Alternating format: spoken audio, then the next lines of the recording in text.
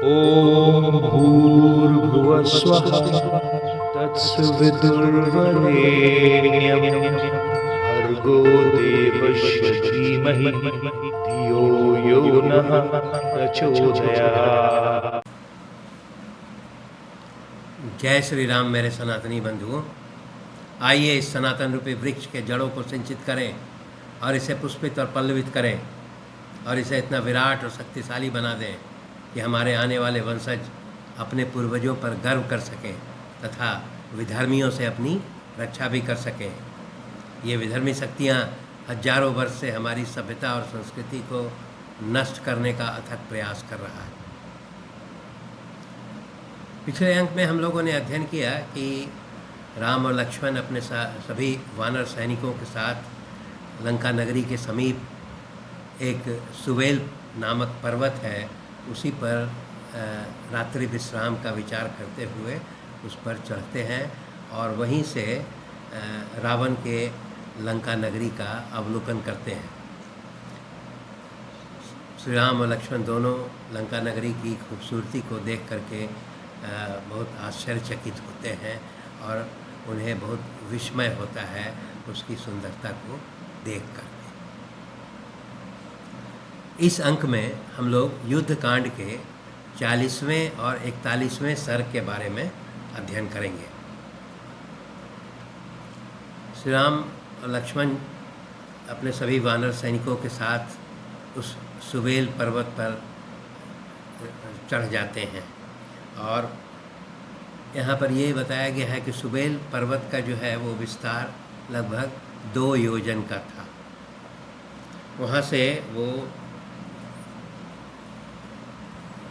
उस पर्वत से जो है वो त्रिकूट पर्वत पर बसाए हुए गए रावण की लंका नगरी का अवलोकन करते हैं और वहाँ पर उसकी खूबसूरती देख करके बहुत विस्मय होता है उन्हें। विस्मय करने इस लंका नगरी के अवलोकन करने के समय उस नगरी पर रावण का जो महल है उसके गोपुर के छत पर जो है वो रावण जो है वहाँ दिखाई पड़ता है। उसका सारा शरीर जो है वो रक्त चंदन से उसका विलोपन किया गया है और उसके पश्चात उसके आभूषण भी जो है वो लाल रंग के हैं।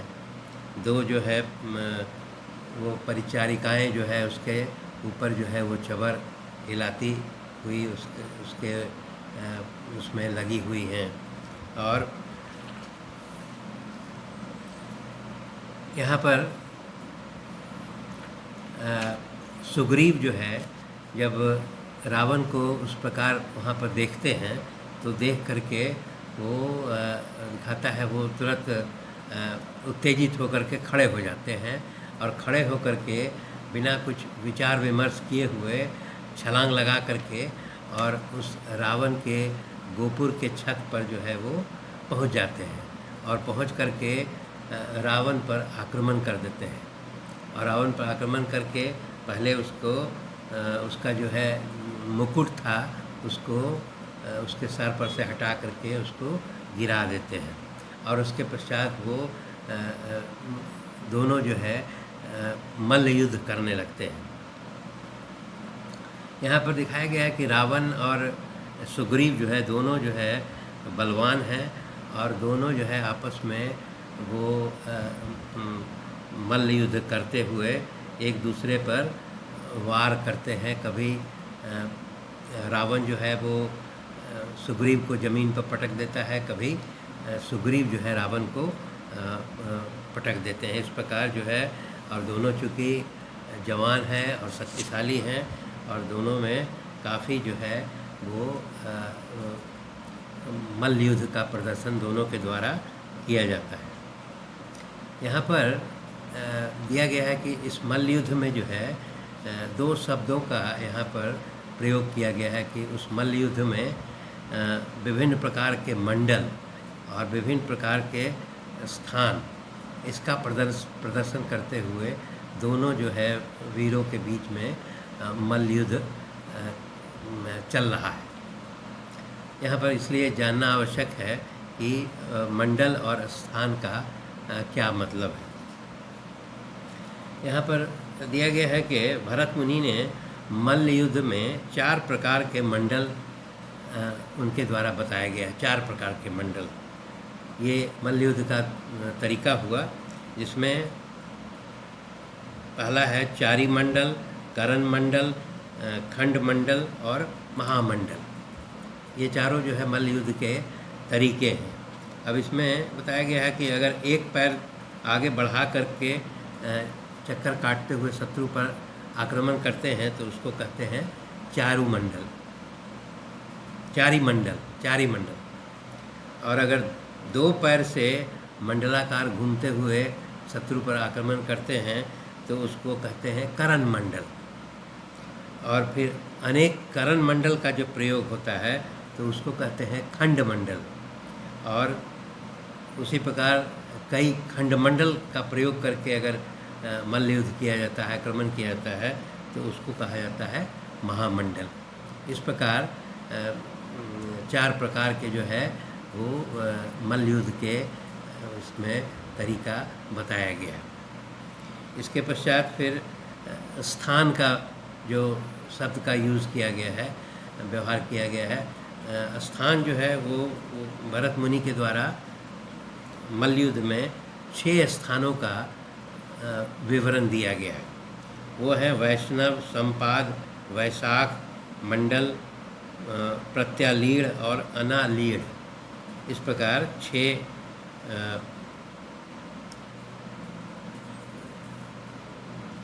स्थान का इसमें उपयोग किया गया है। इसके अलावा और एक इसका दूसरा भी परिभाषित किया गया है कि जैसे बाघ, सिंह आदि जंतुओं के समान जो खड़े होकर के युद्ध करने की जो रीति है उसको भी स्थान के रूप से जाना जाता है। इतना बताने का अर्थ यही हुआ कि ये मल्ल युद्ध जो है काफ़ी उसमें दोनों रावण और सुग्रीव के बीच में काफ़ी समय तक चलता है। जब ये युद्ध बराबरी का हो जाता है तब रावण जो है वो उसके मन में ये विचार आता है कि इसको सुग्रीव को हराने के लिए वो मायावी शक्तियों का प्रयोग करेगा। ये जैसे ही रावण के मन में विचार आता है, सुग्रीव जो है इस चीज़ को भांप जाते हैं और भांप जाने के बाद फिर वो उसके रावण के पकड़ से अपने को छुड़ा करके और फिर छलांग लगाते हुए फिर वो सुवेल पर्वत पर श्री रामचंद्र जी के पास पहुंच जाते हैं। जब वो श्री रामचंद्र जी के पास पहुंचते हैं तो श्री रामचंद्र जी उनको अपने हृदय से लगा लेते हैं और फिर वो कहते हैं कि हे सुग्रीव, तुमने बिना किसी से सलाह लिए हुए इस प्रकार का जो है वो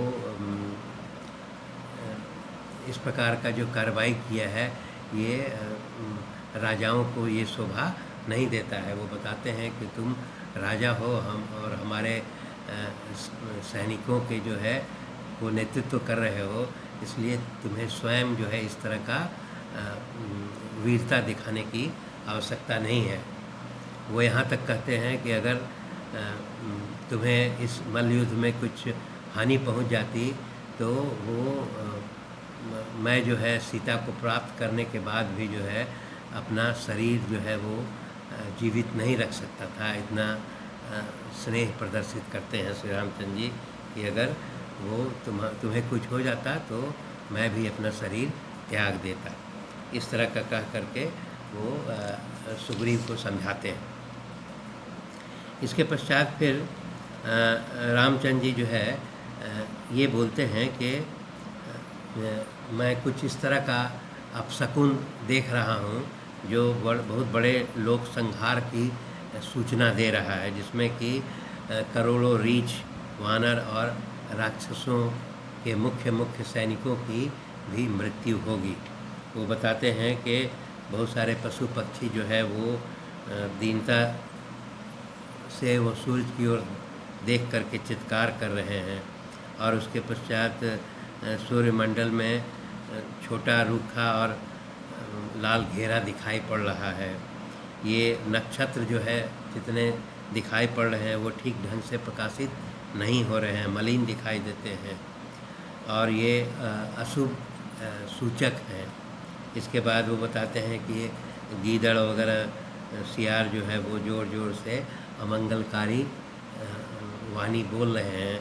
इससे ये अपशकुन मुझे ये महसूस हो रहा है कि ये बहुत बड़े संहार की संभावना प्रतीत हो रही है, जिसमें बहुत सारे वानर, रीछ और राक्षसों का भी वध होगा। इस प्रकार का वो कह करके वो अपने सभी वानर सैनिकों को आक्रमण का भी आदेश देते हैं। और वो फिर ये भी बताते हैं कि अभी जो है ज्योतिष के अनुसार जो है ये शुभ सूचक है और युद्ध को प्रारंभ करने के लिए उपयुक्त समय है। इसलिए वो अपने सभी वानर सैनिकों को लंका पर आक्रमण करने का आदेश देते हैं। श्री रामचंद्र जी के इस तरह का आदेश देने के बाद उनके सभी वानर सैनिक जो है वो लंका की ओर प्रस्थान करते हैं। यहाँ पर एक महत्वपूर्ण बात बताया गया है कि चूँकि श्री राम ने जो है वो सभी अपने वानर सैनिकों को कहा था कि कोई भी जो है मनुष्य का रूप धारण नहीं करेगा और सभी वानर जो है वो वानर रूप में ही युद्ध करेंगे और सिर्फ 7 व्यक्ति जो है वही मनुष्य के रूप में युद्ध करेंगे। इसलिए जितने भी वानर सैनिक हैं श्री रामचंद्र जी की सेना में, उनका जो युद्ध का अस्त्र है वो बड़े बड़े विशाल वृक्ष एवं पहाड़ों के बड़े बड़े शिलापट्ट जो है, या इसको कहिए पहाड़ों के बड़े बड़े पत्थर जो है वही जो है सारे वानरों के अस्त्र के रूप में प्रयोग करना था। और ये सारे वानर सैनिक इसी प्रकार बड़े बड़े वृक्ष और पत्थरों का बड़ा बड़ा शिलापट्ट जो है लेकर के वो प्रस्थान करते हैं। और उसके पश्चात जो है वो यहाँ पर दिखाता है कि जो वानर सेनापति नील थे वो मैंद और द्विविद के साथ और अन्य सैनिकों के साथ जो है वो लंका के पूर्व द्वार पर जा कर के डट जाते हैं। उसी प्रकार अंगद, ऋषभ, गवाक्ष, गज और गवय ये सभी लोग जो है वो लंका के दक्षिण द्वार पर जा कर के खड़े हो जाते हैं। और उसके पश्चात प्रमाथी, प्रघस एवं अन्य वानर वीरों के साथ कपिश्रेष्ठ हनुमान जो है वो लंका के पश्चिमी द्वार पर जा कर के खड़े हो जाते हैं। उसके बाद उत्तर और पश्चिम के मध्य भाग में, मतलब वायव्य कोण में जो है वो उस पर सुग्रीव जो है अपने वानर वीरों के साथ खड़े हो जाते हैं। और उसके बाद पश्चात श्री राम और लक्ष्मण जो है वो अपने वानर सैनिकों के साथ लंका के उत्तरी दरवाजे के पास खड़े हो जाते हैं, जहाँ पर रावण स्वयं जो है वो खड़ा है। यहाँ पर दिखाया गया है कि सारे जितने भी वानर सेनापति हैं चारों पांचों द्वार पर, उनके साथ 1-1 करोड़ जो है वानर सैनिक जो है वो प्रतिनियुक्त किया जाता है विभीषण के द्वारा। उसी प्रकार सुसेन और जामवन जो है वो श्री राम की सेना के मध्य भाग में खड़ा होकर के और युद्ध के लिए तत्पर हो जाते हैं। और जैसा पहले बताया गया कि सभी वानर जो है वो बड़े बड़े वृक्ष और पर्वत शिखर हाथ में लेकर के वो युद्ध के लिए तत्पर हो जाते हैं।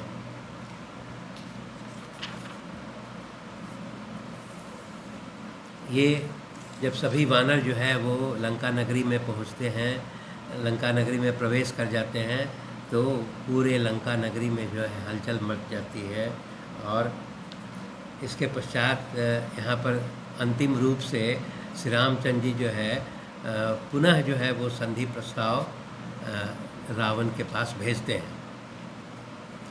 वो अंगद को ये जवाबदेही देते हैं, अंगद से कहते हैं कि तुम अविलंब जो है लंका नगरी में प्रवेश करके और रावण को मेरा संदेश दो। वो संदेश वही देते हैं कि हे निशाचर राज, तुम जो है घमंड में आकर के ऋषि देवता गंधर्व और अप्सरा नाग यक्ष और राजाओं को जो है वो तुमने बहुत पीड़ित किया है। ब्रह्मा जी का वरदान पा करके तुम घमंडी हो गए, अभिमान हो गया है। और अब जो है तुमने मेरी पत्नी को मेरे अनुपस्थिति में अपहरण किया है और तुम्हारा अंतिम समय आ गया है। और मैं जो है अपराधियों को दंड देने वाला एक शासक हूँ, और इसलिए मैं तुमसे युद्ध करने के लिए तैयार हूँ। और वो ये सलाह देते हैं कि अगर तुम अपने राक्षस कुल का को सुरक्षित रखना चाहते हो तो मेरी शरण में आ जाओ और सीता को मुझे ससम्मान लौटा दो। इस प्रकार का वो प्रस्ताव जो है वो अंगद के माध्यम से रावण को भेजते हैं। वो यह भी कहते हैं कि विभीषण जो है मेरे साथ यहाँ उपस्थित हैं और तुम्हारा वध होने के पश्चात इस लंका का जो है सारा वैभव जो है वो विभीषण को प्राप्त होगा।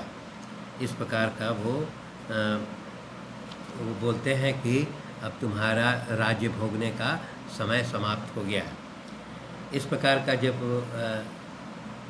राम आदेश देते हैं, उसके आलोक में अंगद जो है वहाँ छलांग लगा करके लंका नगरी में प्रवेश करते हैं और रावण को यह संदेश देते हैं। रावण का वो संदेश देने के बाद वो अपना परिचय देते हैं और वो बताते हैं कि श्री राम ने जो संदेश दिया है उसको वो पूरा अक्षरशः उसको रावण को सुनाते हैं। जब राक्षस राज रावण रामचंद्र जी का ये संदेश सुनता है तो वो पुनः क्रोधित हो जाता है और वो यह अंतिम मौका भी जो है श्री राम के द्वारा जो दिया गया है उसको ठुकरा देता है और वो अपने राक्षसों को कहता है कि इस वानर को कैद कर लो। और वो वानर सभी राक्षस मिल करके और अंगद को कैद कर लेते हैं। कैद होने के पश्चात फिर वो जब राक्षसों के द्वारा उनको पकड़ लिया जाता है अंगद को, तो वो एक झटके में वो छलांग लगाते हैं और छलांग लगा करके वो सारे राक्षस जो है वो पृथ्वी पर गिर जाते हैं। और उसके पश्चात अंगद जो है वो रावण के महल के छत पर जो है वो कूदते हैं और कूदने के पश्चात वो रावण के महल का छत जो है वो तोड़ देते हैं। इस प्रकार वो तोड़ने के पश्चात जो है वो पुनः जो है छलांग लगा करके और श्री रामचंद्र जी के पास पहुँचते हैं।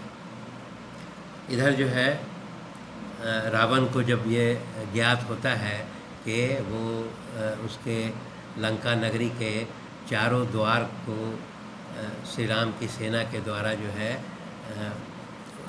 अधिकार में ले लिया गया है, तो वो बहुत क्रोधित होता है। वो यह देखता है कि जितने लंका नगरी के जो चार दीवारी थी और जितने खाई थे वो सभी जो है वो वानर सैनिकों के द्वारा उसको भर दिया गया है। और पूरी लंका नगरी जो है वो चारों तरफ से श्री रामचंद्र जी के वानर सैनिकों के द्वारा घेर लिया गया है। इस प्रकार रावण जो है तब बहुत क्रोधित होता है। धन्यवाद।